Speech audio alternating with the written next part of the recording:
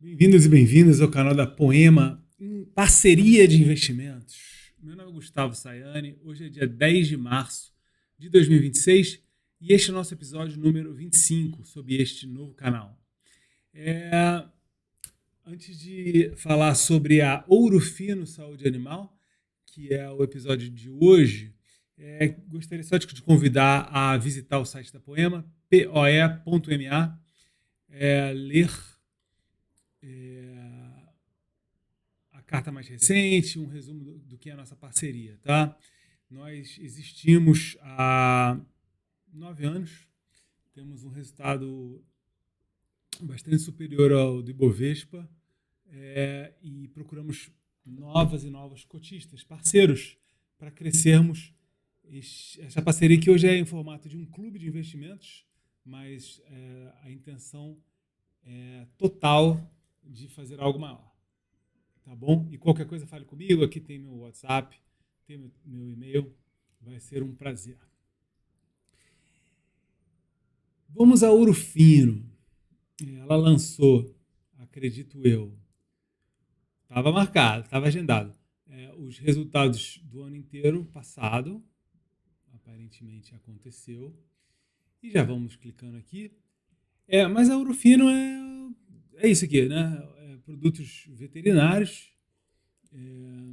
E é interessante porque ela é parte importante do portfólio de um gestor que eu conheci há não tanto tempo assim. Eu fui no último congresso do Value Investing Brasil, estou até olhando aqui para aquele crachá, sei lá. E foi uma palestra que eu gostei bastante, que é do Rafael Maia, com PH. Rafael Maia, que tem a Organon Capital. E aí ele tinha, possivelmente continua tendo, uma posição relevante na Ouro Fino. Ele tem resultados bastante excepcionais. Então, né, a gente precisa aprender com quem sabe muito. Né? Agora, também eu abro aqui o olhar, né, com um olhar puro, assim, né, tentando não me influenciar e também lembrando dos meus próprios parâmetros, né, porque cada um tem estilo. Outra coisa, a carreira dele foi toda nisso, então ele tem todo um tempo e tem uma equipe que eu não tenho, né, eu estou indo, tem um outro trabalho. Por sorte, nossos resultados estão bastante bons, né? Por sorte, poxa, são 18 anos estudando isso aqui também, né?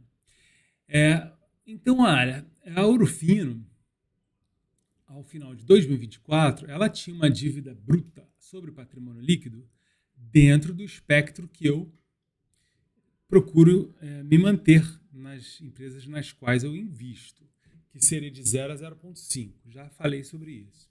Passivo sobre patrimônio, 0,3, abaixo até de 1. Então, assim, isso aqui está super dentro do que eu procuro. E ainda que se observa uma tendência do balanço ficar mais leve e não mais pesado, que a princípio é muito bom.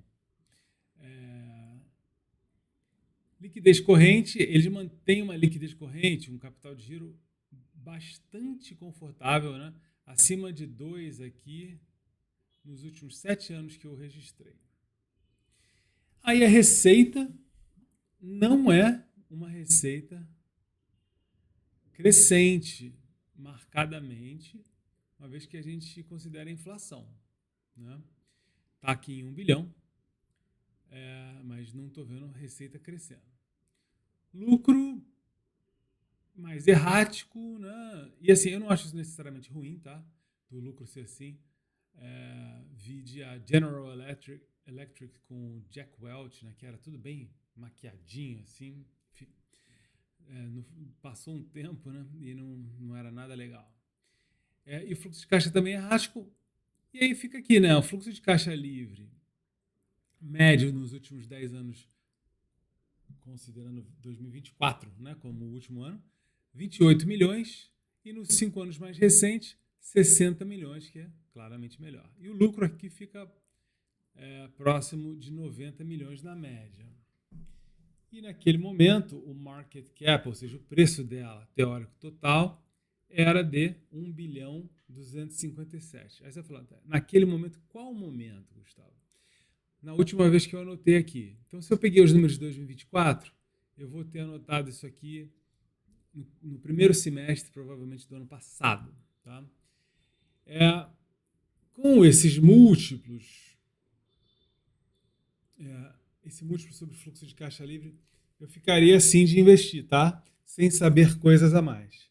Se o analista se dedicou a essa empresa e viu ali, cara, a Ouro Fino vai lançar algo, vai abrir uma nova fábrica, vai entrar em um mercado, perspectivas qualitativas, maravilha. Aqui eu optei por outras empresas, obviamente. Mas vamos ver, para vocês terem ideia, né? Eu não olhei ela durante um ano, tá? É assim que é. E vem dando 20%, 20% é exagero, 19% e pouquinho ao ano anualizado a nossa parceria Poema, tá? Sei que é pouco dinheiro, né? É muito mais fácil outperform com pouco dinheiro, mas é o que é. Vamos lá. Patrimônio líquido, 797 milhões ao final de 2025. Então, notem aqui que o patrimônio vai subindo, né? E isso aqui é importante. Apesar de que, se olhar pela inflação, também não subiu. Tá? Vamos olhar o passivo. Circulante, 288 e não circulante, 481. É interessante que o passivo não circulante aumenta bastante dessa vez e é claro aqui, fica claro que tomaram empréstimos. Né? Já vamos chegar aqui no empréstimo. Olha, empréstimos e financiamentos de curto prazo, 52 milhões, e de longo prazo, 437 milhões. Vou espirrar.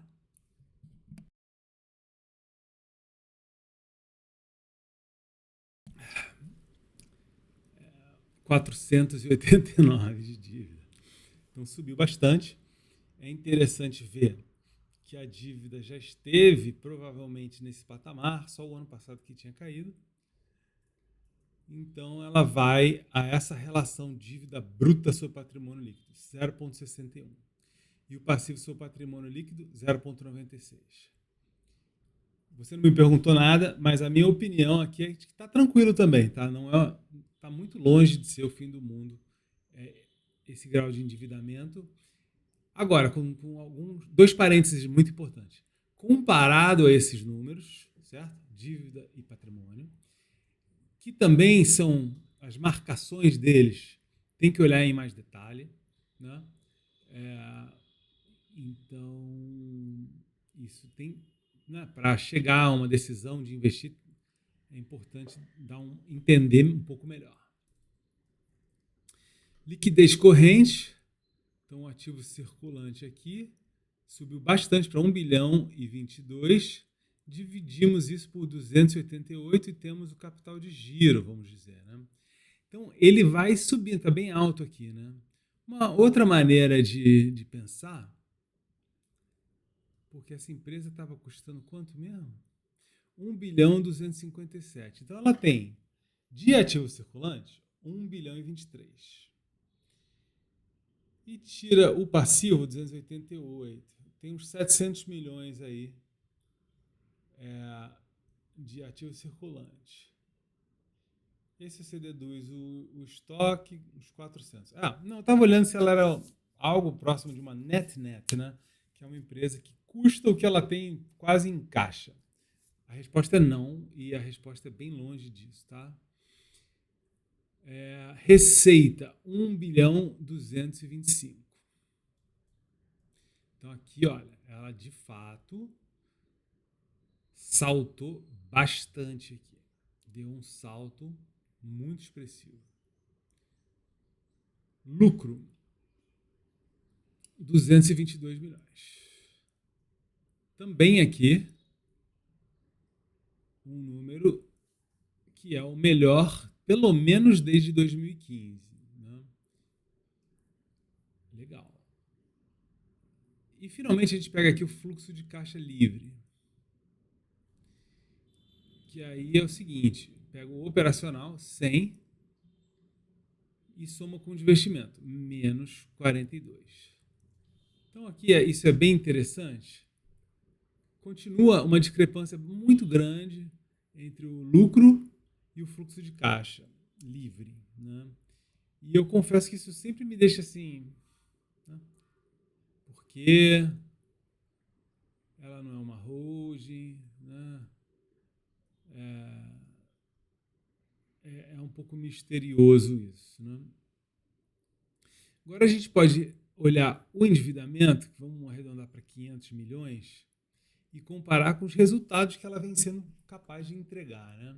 Então, 500 milhões, compare esse aqui com um lucro aqui de uns 100, já seriam 5 anos para pagar essa dívida.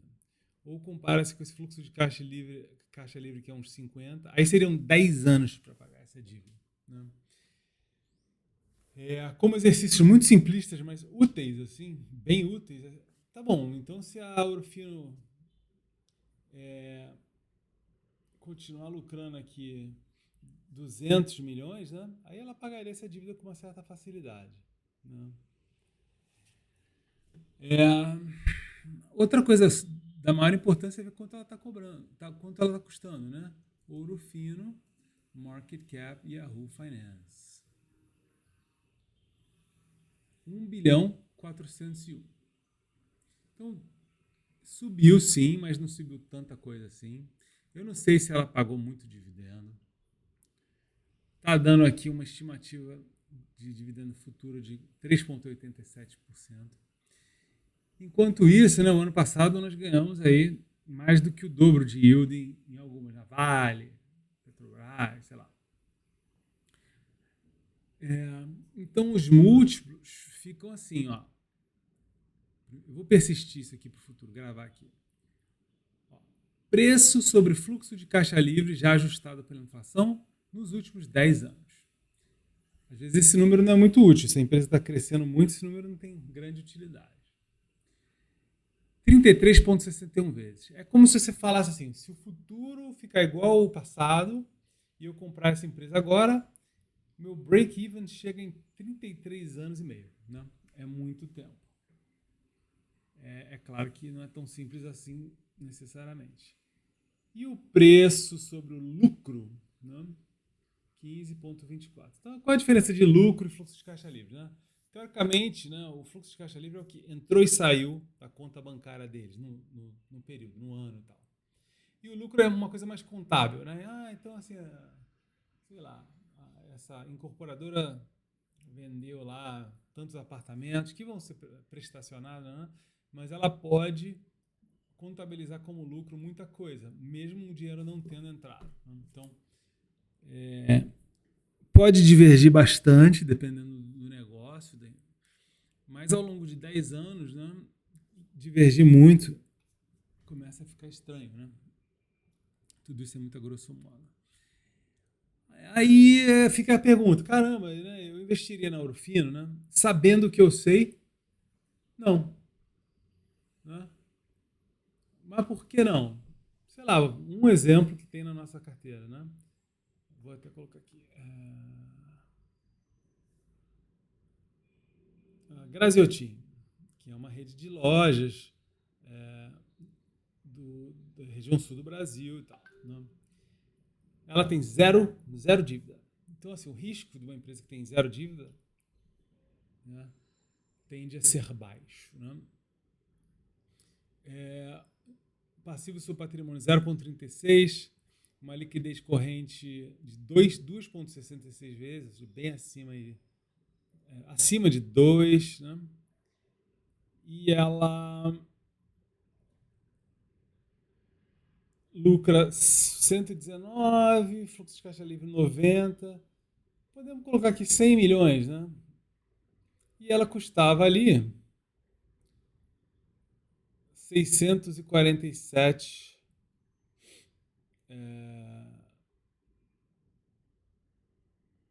milhões de reais, né? Então ela custa o equivalente a uns 6 anos aí, 6 anos e pouco, do que ela entrega de resultado, né? Esse múltiplo já é bem mais interessante, ainda mais para uma empresa que não tem dívida e tal, né? Claro que a análise quantitativa depois, né? Caramba, qual é a perspectiva da Graziotin? Ela é uma loja, né?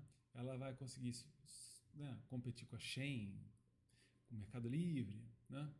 São perguntas da maior importância. Mas aí eu não entro muito no vídeo, né? Então, é apenas um exemplo aqui de uma empresa que está na nossa carteira e em que pese, né, que ela já teve receitas maiores, né? Então, eu ficaria, né, hoje ficaria com a Graziotin, por exemplo, versus investir na Ourofino, né? Já disse lá no começo, tem investidores que têm se mostrado extremamente competentes, que pensam diferente. É muito fascinante isso. Bom, no próximo episódio a gente vai para outra empresa. Lembro e convido você a conhecer a Poema, se você não conhece. Leia a carta aqui, leia o resumo da nossa filosofia, né? E como funciona. Quem sabe seremos parceiros um dia. Muito obrigado e até a próxima. Tchau, tchau.